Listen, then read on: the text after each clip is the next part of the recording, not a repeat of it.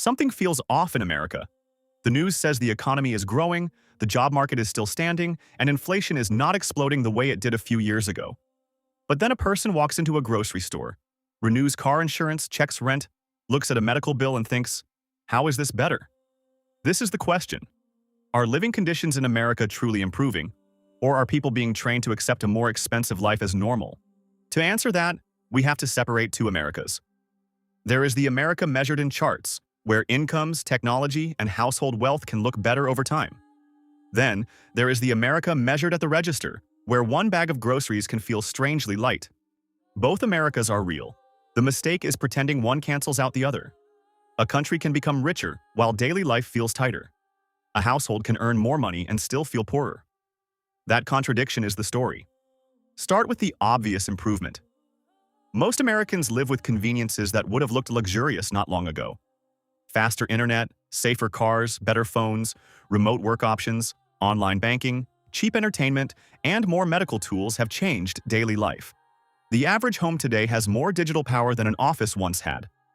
You can compare prices from a couch, send money in seconds, learn a skill online, and work for an employer hundreds of miles away.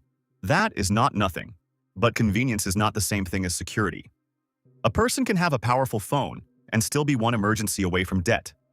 A family can stream movies every night and still wonder whether the next rent increase breaks the budget. That is why this question matters right now. The debate is not simply whether America is better than before. The real debate is whether the gains people see are stronger than the costs people feel. Officially, wages have grown over the long run. Many workers earn more in dollars than their parents or grandparents did. But the lived question is different. After rent, transportation, groceries, insurance, healthcare, taxes, and debt payments, what is left? In 2024, the typical American household income was a little above $83,000 before taxes, according to federal household income data. That sounds strong until you place it beside the cost of maintaining a basic life. Housing is the center of the squeeze. For many people, the difference between comfort and stress is not a fancy vacation. It is whether rent or a mortgage eats the first paycheck before the month even begins. Federal spending data show housing and transportation together take roughly half of average household spending. That means the biggest decisions are often already made before anyone chooses cereal, coffee, clothes, or a night out. This is why people can cut small pleasures and still feel trapped. Canceling a streaming service may save something. Cooking at home may help. But it does not solve a rent payment, a car note, an insurance premium, or a medical deductible. Homeownership used to be the psychological foundation of the American middle class. It meant stability, equity, and a sense that work was building something. Today, for many younger buyers, it feels like chasing a moving train. New home prices remain around levels that would have sounded shocking to many households a generation ago. Mortgage rates also change the math. The price of the house matters, but the monthly payment decides who can enter. A home that already felt expensive can become unreachable when borrowing costs rise. The same house, the same street, the same kitchen can cost a family dramatically more each month simply because financing conditions changed. Renters feel a different version of the same pressure. They may not pay for a roof repair directly, but they pay through renewals, fees, deposits, and limited choices. Moving is expensive, staying is expensive, and waiting is expensive. This creates a quiet emotional tax. People stop asking, "Where do I want to live?" They ask, "What can I survive?" That is a major change in living conditions, even if a spreadsheet calls it market adjustment. Now add transportation. America was built in a way that often makes a car feel less like a choice and more like a utility bill with wheels. In many towns and suburbs, life does not function without it. A car is not just a vehicle. It is insurance, fuel, maintenance, tires, registration, interest, parking, repairs, and lost time. When any one piece jumps, the whole household budget shakes. Even people who avoid new cars can get hit. Used cars became expensive after supply disruptions, and repair bills became harder to ignore. Modern cars are safer and smarter, but repairs often require more specialized parts and labor. Insurance has become one of the bills people talk about with disbelief. Home insurance, renter insurance, health insurance, and car insurance all sit in the same mental category: necessary, confusing, and rarely cheaper next year. Some increases reflect real risks, like storms, repair costs, medical costs, theft, and litigation. Some reflect business math. Either way, the household experience is simple. Another bill went up before income caught up. Now look at groceries, because groceries are where the national mood gets measured every week. People may not know the latest inflation report, but they know when a cart costs more and somehow contains less. Food prices do not have to surge every month to hurt. They can rise sharply, then level off at the new high. That is the part many people miss. Slower inflation does not mean prices went back down. By May 2026, grocery prices were still higher than a year earlier, and some categories, like fruits, vegetables, and non-alcoholic drinks, were rising faster than the grocery average. That is enough to keep pressure on normal families. The grocery store is also not a neutral room. It is designed. The entrance, the end caps, the coupon tags, the loyalty app, the private label shelves, the prepared foods, and the checkout lanes all shape what people buy. A shopper thinks, "I came here for dinner." The store thinks in categories, margins, basket size, traffic patterns, and habit formation.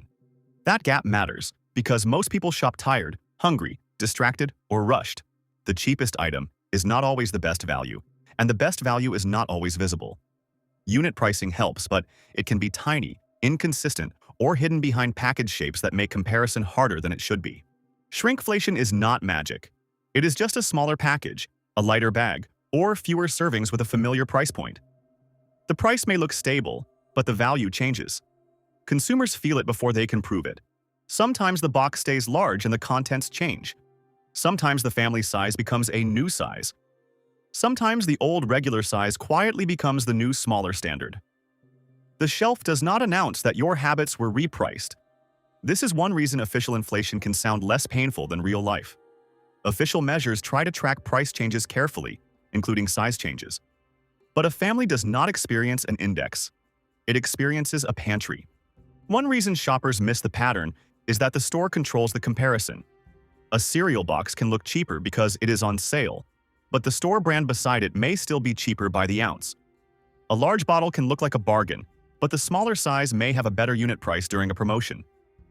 The end cap display can look like a discount zone, even when it is mostly a visibility zone. A bright tag can make a normal price feel special. A multi-buy deal can push a family to buy more than it needs. None of this requires conspiracy. It is ordinary retail strategy, and it works because the average person is making decisions while thinking about dinner, children, bills, traffic, and the next workday. The store is calm, but the shopper is not. The store has tested the layout for years, but the shopper has 20 minutes. The store remembers every purchase through data, but the shopper is trying to remember whether there is rice at home. That imbalance turns small decisions into profit. This is why a person can leave the store feeling responsible for a bill that was partly shaped before they ever touched the cart. Personal choice still matters, but the playing field is not equal when one side has software, data scientists, supplier contracts, and a map of the shopper's habits. The uncomfortable part is that this can happen without a shopper making one obviously bad decision. A few small nudges, a few confusing comparisons, and one tired impulse can turn a reasonable list into a receipt that feels personal. The buyer sees choices. The retailer sees probabilities. That is why awareness matters, even when awareness alone cannot lower the rent. The receipt tells the story. Coupons used to feel like savings. Now they can feel like homework. The deal is often inside an app, tied to a card, limited to a quantity, active only on certain days, and surrounded by offers designed to pull the shopper deeper. Loyalty cards create a strange bargain. The customer gives data and attention in exchange for a lower price that may simply be closer to what the item used to cost. The regular price becomes a warning label. Private labels complicate the story. Store brands can genuinely save money, and for many households they are a lifeline. But they also give retailers more control over pricing, placement, and comparison. A store can make its own brand look like the obvious bargain beside a national brand with a higher shelf price. The shopper may win in the moment, but the store also learns exactly where the shopper will trade down. Premium products add another layer. There is always a better egg, a better water, a better snack, a better coffee, a better frozen meal, and a better pet food. The shelf quietly asks consumers to buy identity, not just food. This is where modern living conditions get psychologically tricky. People are not only paying for basics, they are navigating a marketplace that turns every basic into a ladder, with shame at the bottom and status at the top.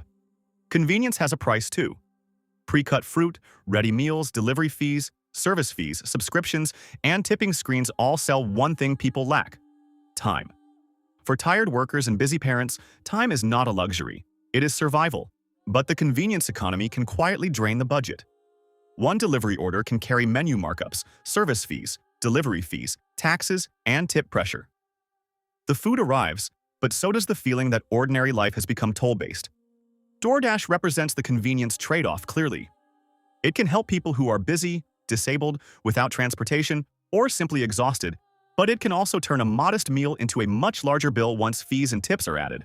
Instacart represents another version of the same trade-off.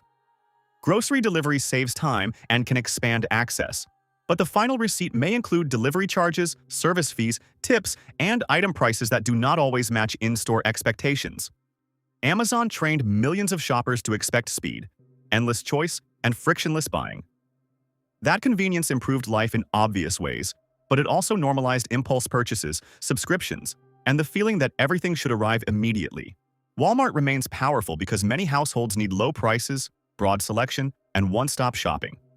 It can stretch a paycheck, but its scale also shows how much American living conditions depend on a few huge retailers. Costco can feel like protection against inflation because bulk buying lowers the unit cost on many items. But it works best for people with storage space, transportation, membership money, and enough cash to buy more upfront. Aldi shows why simple stores can win during hard times. Fewer choices, smaller layouts, and heavy private label selection can lower costs.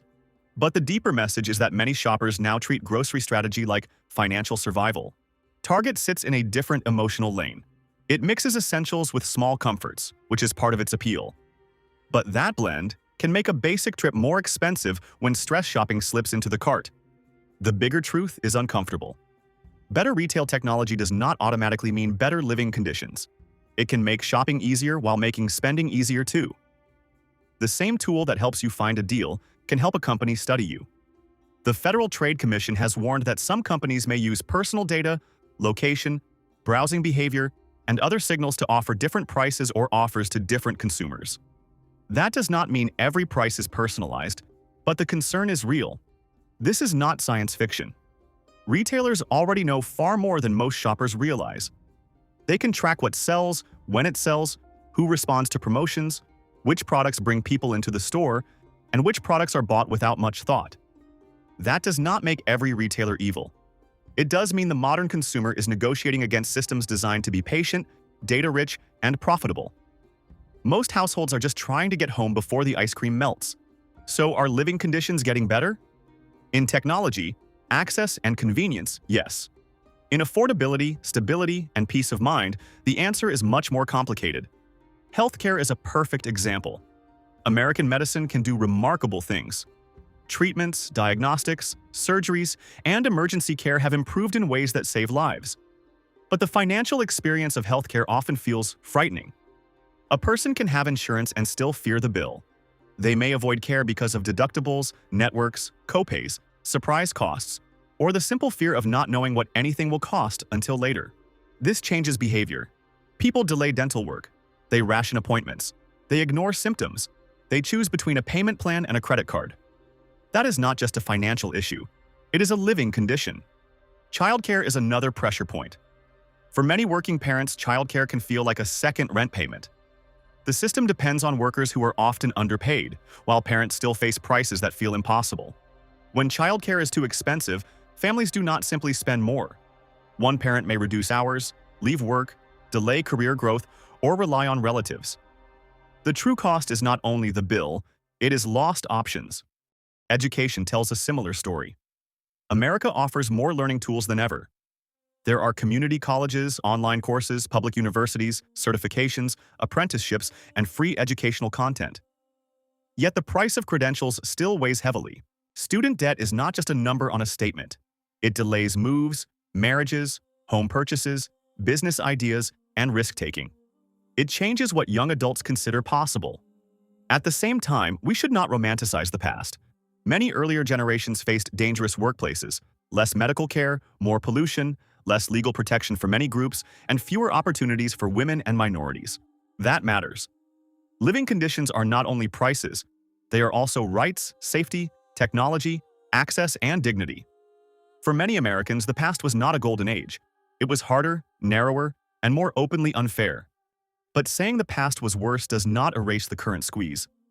People are not wrong to feel stressed just because their phone is better than a 1990s computer. Progress can coexist with pressure. The biggest change may be the loss of slack. Slack means extra room. A little extra money, a little extra time, a little room for a mistake. A household with slack can absorb a flat tire. A household without slack spirals. Many families now operate with less slack than their income suggests. They may have decent pay on paper, but fixed costs have eaten the cushion. Their life looks middle class from the outside and fragile from the inside. The paycheck itself can be misleading too. A worker may receive a raise but lose ground after healthcare premiums, commuting costs, rent, and taxes. Another worker may earn more per hour, but get fewer hours, less overtime, or a schedule that makes childcare harder. A household may look stable in annual income data while living through month-to-month strain. That is why the lived economy is often about timing. The rent is due before the reimbursement arrives. The repair bill hits before the bonus. The grocery trip happens before the next paycheck clears. A family can be solvent on paper and anxious in real life. This is why many people react strongly when experts talk only about annual averages. The average can be true and still miss the pressure. A household does not experience the year all at once. It experiences Tuesday morning, a low bank balance, a warning light on the dashboard, and a child who needs new shoes. That timing gap is where stress lives. It is also why a small emergency can feel humiliating. The person may be working hard, doing the right things, and still be forced to shuffle due dates like puzzle pieces. That is why living conditions cannot be judged only by whether a job exists. The better question is whether the job creates enough room for the daily surprises that every life eventually brings. That room is what turns income into stability, and stability into a life that feels livable instead of constantly managed. It is the difference between having money and having margin. The calendar tells it too. Debt fills the gap. Credit cards, buy now, pay later plans, auto loans, medical payment plans, and personal loans can smooth life for a while. But they also turn today's shortage into tomorrow's obligation. By early 2026, household debt in America was around $18.8 trillion. Much of that is mortgage debt, which can build wealth for homeowners. But credit cards, auto loans, and other balances reveal pressure too. Credit is not automatically bad. It can buy a home, handle emergencies, or help someone build a life. But when credit becomes the bridge between wages and essentials, it stops feeling like opportunity and starts feeling like a trap. Buy now, pay later is especially revealing. Splitting a purchase into smaller payments can help with cash flow, but it can also make the real price feel smaller, spreading financial clutter across the future. The subscription economy does the same thing. $10 here, $12 there, storage fees, app fees, software fees, delivery memberships, cloud backups, security plans, and entertainment bundles. Each one feels small until the month closes in. Modern life often sells affordability as a monthly payment. The question is no longer, can I afford this? The question becomes, can I survive another monthly line item? That shift changes the culture. People talk about budgeting more, not because they are careless, but because the economy has become harder to read. Prices move, fees multiply, and the full cost is often revealed late. Look at travel. A cheap ticket can become expensive after bags, seats, food, transportation, lodging fees, and rental car costs. The headline price gets attention. The real price arrives piece by piece. Housing works this way too. Rent may be one number, but application fees, parking, utilities, pet fees, trash fees, amenity fees, internet deposits, and renewal increases tell the fuller story. Food works this way. A menu price is not the final price. Delivery fees, service fees, taxes, and tip prompts reshape the meal. Even pickup can involve higher menu prices depending on the platform. That is why people feel manipulated, not always cheated, but worn down. The modern economy asks consumers to solve a puzzle before almost every purchase, and the puzzle changes constantly. Another force shaping living conditions is geography. America is not one market. A salary that feels solid in one town can feel weak in a coastal city. A rent that seems impossible in one region may be normal in another. This creates strange migration patterns. People leave expensive areas for cheaper ones, then bring demand with them. Local prices rise. Longtime residents feel squeezed. The affordability map keeps moving. Remote work changed this, but unevenly. It gave some workers new freedom, saved commuting time, and opened cheaper housing options. But it also raised competition in places that used to be more affordable. For workers who cannot work remotely, the split can feel unfair. Nurses, drivers, warehouse workers, restaurant workers, teachers, mechanics, cashiers, and service workers still have to be physically present. Their costs rose too. This is part of the emotional divide. Some people gained flexibility, others gained nothing but higher prices. So when someone says the economy is doing fine, the listener may ask, fine for whom? The labor market also carries two truths. Jobs exist, and many workers have more bargaining power than they once did. But job quality is uneven, and many paychecks depend on hours, tips, schedules, commissions, or gig demand. A person may be employed and still unstable. Employment is not the same as security. A job with unpredictable hours can make rent, childcare, and transportation harder to manage. Gig work offers flexibility, but flexibility can come without benefits, steady income, paid leave, or protection from sudden algorithm changes. For some, it is freedom. For others, it is a patch over an economy that does not pay enough. Side hustles tell the story. Some people love them. Some use them to build businesses. But many use them because one job no longer covers the life that one job used to cover. That is a major signal. When a society celebrates exhaustion as ambition, it may be hiding an affordability problem under motivational language. Now consider safety and crime. In many ways, the long-term picture is better than the most fearful headlines suggest.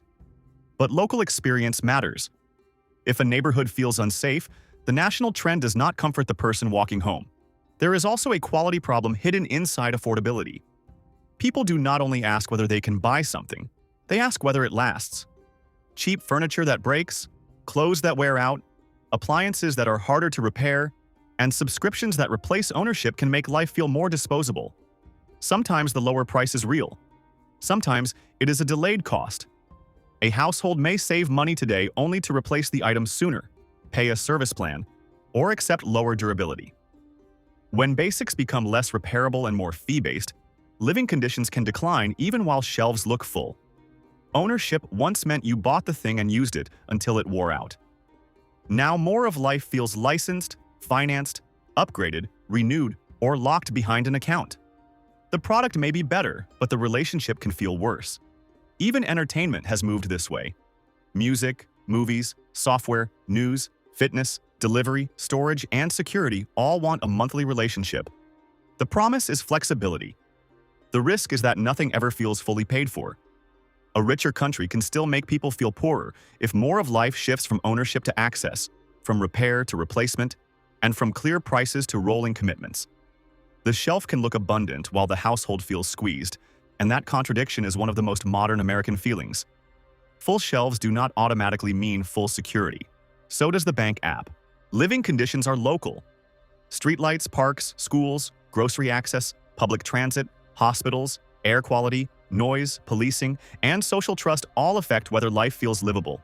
This is why a national answer can never satisfy everyone.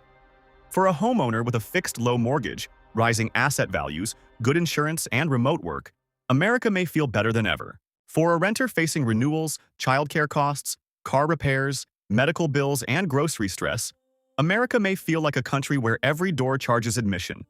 Age also changes the answer. Older homeowners may have benefited from decades of rising home values. Younger adults may see those same rising values as a wall. That does not mean one generation is lazy and another is selfish. It means the timing of birth, interest rates, housing supply, education costs, and labor markets can shape a life before character even enters the picture. The housing supply problem is not just personal. It is political, local, and structural. Many places did not build enough homes where people wanted to live. Zoning rules, permitting delays, construction costs, and neighborhood opposition all played a role. When supply is tight, everything becomes a fight. Buyers compete with buyers. Renters compete with renters. Families double up. Young adults stay home longer. People drive farther from jobs. Time becomes the hidden cost of housing. A longer commute is not just inconvenience. It is fuel, car wear, stress, missed dinners, less sleep, and less time with children. The household may save on rent, but pay with life. This is one reason official affordability debates can feel too narrow. A cheaper home 2 hours away is not always affordable. It may simply move the cost from the lease to the steering wheel. Energy costs also shape daily life. Electricity, heating, cooling, and gasoline prices can swing household budgets quickly. A hot summer or cold winter can turn utility bills into a monthly threat. Climate risk adds another layer. Storms, fires, floods, and heat affect insurance, repairs, food supply, housing, and local taxes. Even people far from disasters can feel the cost through premiums and prices. So the American standard of living is not moving in one direction. It is being pulled apart. Technology pulls it up. Housing pulls it down. Medical innovation pulls it up. Medical billing pulls it down. Choice pulls it up. Complexity pulls it down. Some people gain options, others gain fees. Some people build wealth through assets. Others pay rent to the asset owners. This is the asset divide. If you own a home, stocks, or a business, inflation and growth can sometimes raise the value of what you own. If you mostly own bills, rising prices just hit you. That is why two neighbors can live in the same economy and feel opposite realities. One sees appreciation, the other sees extraction. The stock market can hit highs, while families feel broke because most families do not pay for groceries with index gains. Retirement accounts matter, but they do not buy milk today unless a person can afford to leave them untouched. This does not mean the economy is fake. It means averages can hide timing, location, wealth, age, and household structure. Averages describe the room. They do not tell you who is standing near the exit. The language of economics often makes this worse. People hear that inflation is cooling and think, then why is everything still expensive?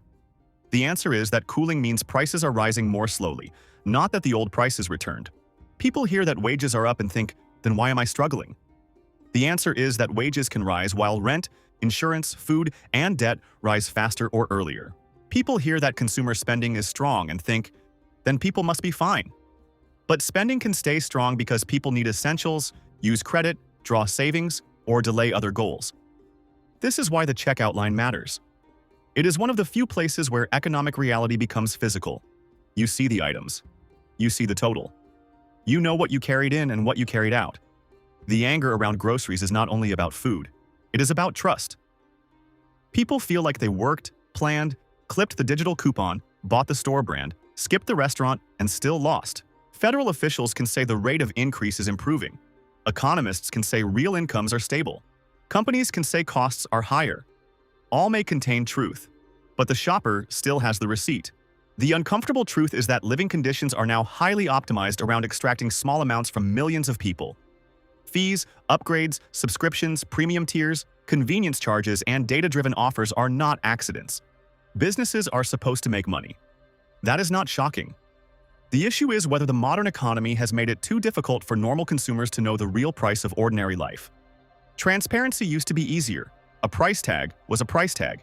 Now the real cost can depend on the app, the card, the platform, the location, the timing, the bundle, the subscription, or the cancellation rules. Even savings require management.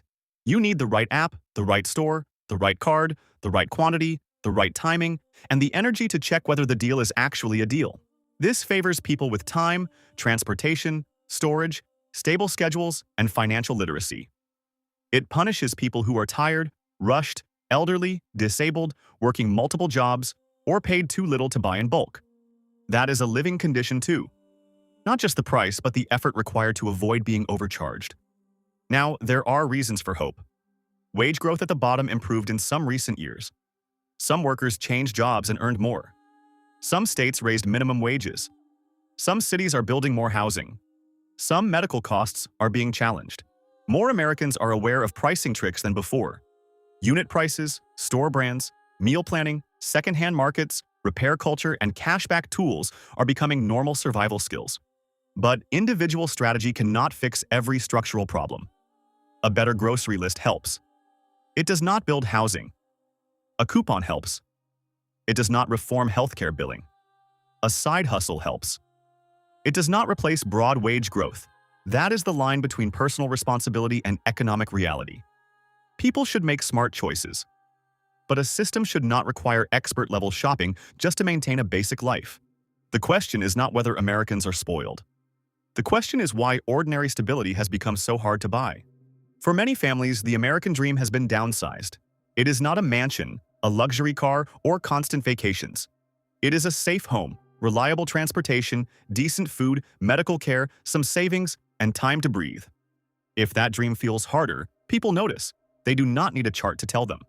Still, the answer is not pure decline.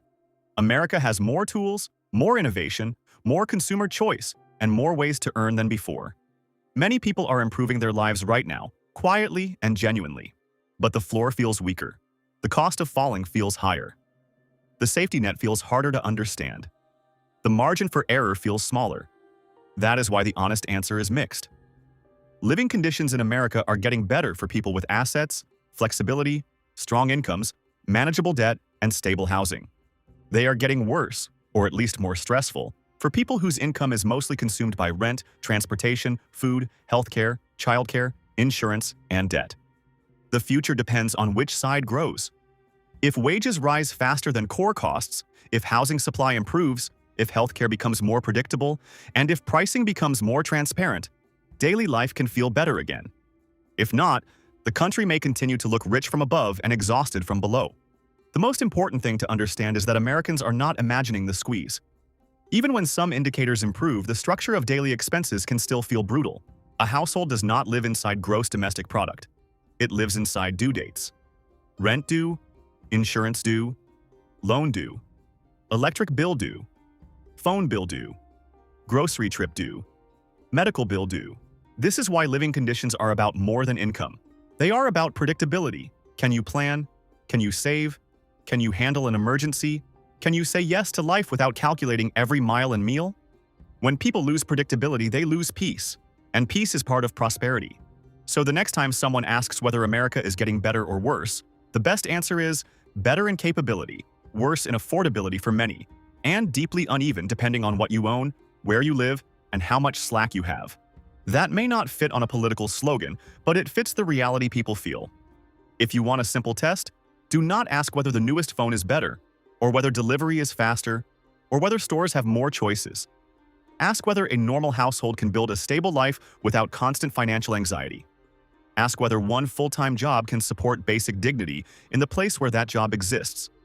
Ask whether a medical problem becomes a financial problem. Ask whether a rent increase can erase months of careful planning. Ask whether parents have time to raise children, workers have time to rest, and older people can age without fear of being priced out of their own lives. Those questions cut through the noise. The answer is not hopeless. Countries make choices. Cities make choices. Companies make choices. Consumers make choices. Building more housing is a choice. Clearer pricing is a choice. Better wages are a choice. Fairer healthcare billing is a choice. But pretending everything is fine is also a choice, and it is the choice that makes people angriest. People can handle hard truths. What they hate is being told not to believe their own receipts. The receipts say life is more convenient than ever, but not necessarily easier.